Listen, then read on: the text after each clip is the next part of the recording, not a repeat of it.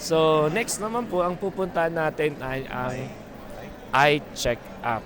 Okay. At pupuntahan po natin ngayon ay isang deacon, no?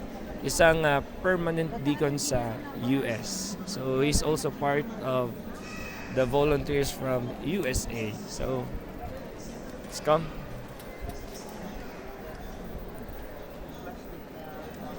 Good afternoon po. Plastic na number po. Kumusta po? Yan, I have here Deacon Joey De Leon, no? He's also an artist. Yes. But he's not part of Tito Vic and Joey. But his real name is Deacon Joey De Leon. Yeah. So for baliktad dito.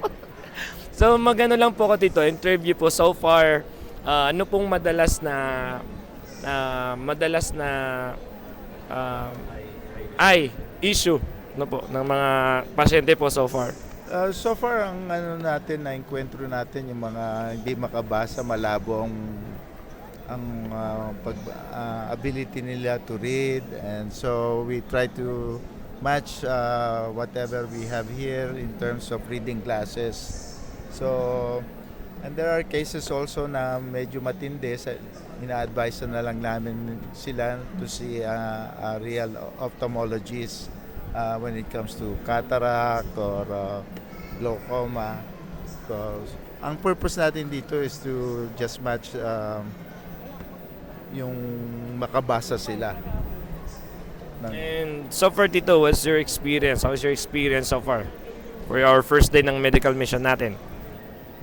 Napaka-fulfilling dahil nakikita na natin na maraming nangangailangan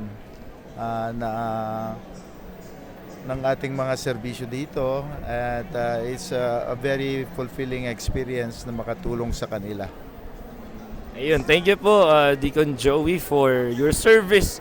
No, may dalawa pang araw no na sasamahan natin. So I hope you still have energy.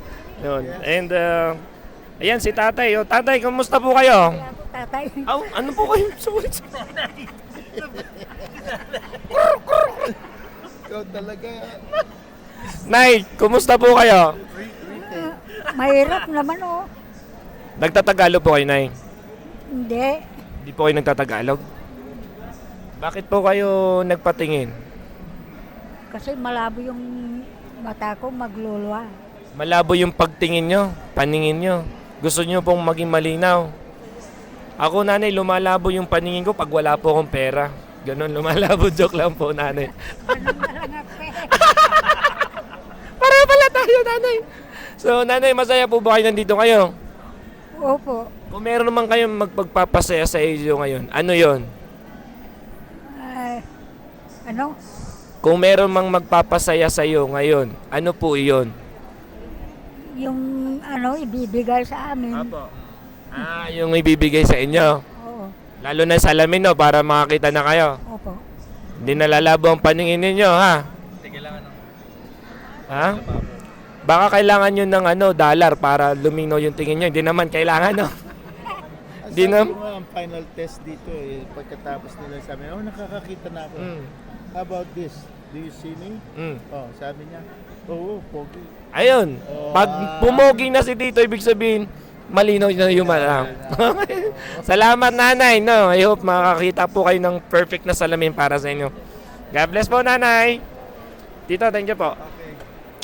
So, ayun na nga po. Kung napapansin nyo mga kamid, marami pong talagang nakapila ngayon dito sa...